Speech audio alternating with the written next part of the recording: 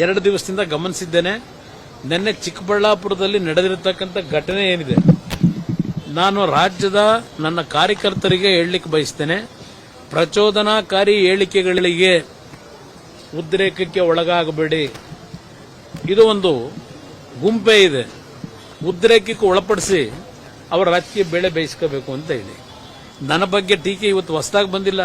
ನಮ್ಮ ಕುಟುಂಬದ ಬಗ್ಗೆ, ದೇವೇಗೌಡರ ಬಗ್ಗೆ ಇದೇನು ಹೊಸದಾಗಿ ಟೀಕೆ ಮಾಡ್ತಕ್ಕಂಥದ್ದಲ್ಲ. ಇದು ನಡೀತಾ ಇದೆ, 50-60 ವರ್ಷಗಳಿಂದ ನಡೀತಾ ಇದೆ. ಅದರಿಂದ ನನ್ನ ಕಾರ್ಯಕರ್ತರಿಗೆ ನಮ್ಮ ನಾಡಿನ ಸಂಸ್ಕೃತಿ, ಒಂದೊಂದು ಬಾರಿ ಈ ತರ ಪ್ರಚೋದನಕಾರಿ ಘಟನೆಗಳಿಂದ ನೀವೇನು ಉದ್ರೇಕಕ್ಕೆ ಒಳಗಾಗ್ತೀರಿ, ಅದು ನಮ್ಮ ಸಂಸ್ಕೃತಿ ಅಲ್ಲ. ಚಪ್ಪಲಿ ತೂರ್ತಕ್ಕಂಥದ್ದು, ಯಾವುದೇ ರೀತಿಯಲ್ಲಿ ಧಿಕ್ಕಾರಕ್ಕೆ ಹೋಗೋದು ಬೇಕಿಲ್ಲ. ಜನ ತೀರ್ಮಾನ ಮಾಡ್ತಾರೆ. ದಯವಿಟ್ಟು ಯಾವುದೇ ಕಾರಣಕ್ಕೂ ಇಂಥ ಪ್ರಚೋದನಕಾರಿ ವಿಷಯಗಳು ಬಂದಾಗ ನೀವು ಉದ್ರೇಕದಲ್ಲಿ ಯಾವುದೇ ರೀತಿಯಲ್ಲಿ ಸಮಾಜದಲ್ಲಿ ಒಂದು ಅಶಾಂತಿಯ ವಾತಾವರಣಕ್ಕೆ ಅವಕಾಶ ಕೊಡಬೇಡಿ.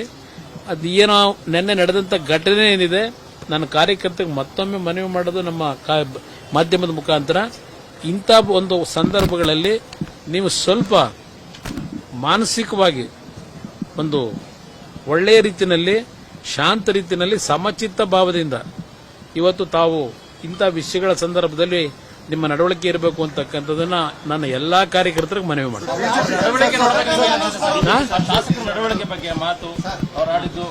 ಅವ್ರು ನೋಡಿದಾಗ